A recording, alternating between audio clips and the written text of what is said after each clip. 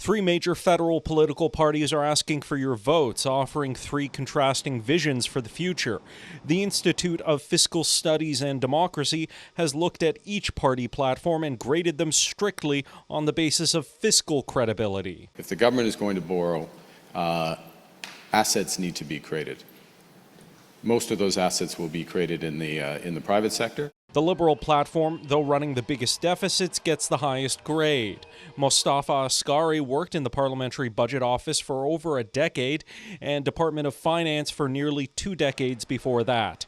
Asghari says while the Liberals' fiscal management is not highly rated, the spending appears to be in the right places. They are focusing on capital investment and trying to make sure that Canada could be less dependent on the U.S.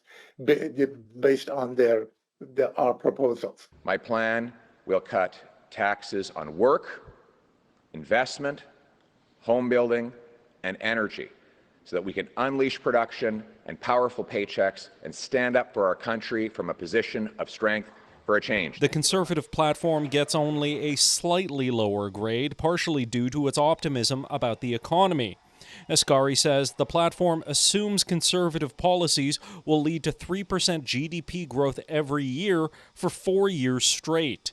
It's extremely unusual to assume that kind of economic growth within the 4-year period, every year starting from year one, and generate that kind of an income. And that's why we think that the Conservatives' deficit projections are subject to significant risk. We got working people out here. We got middle-class families out here wondering, who's going to fight for me?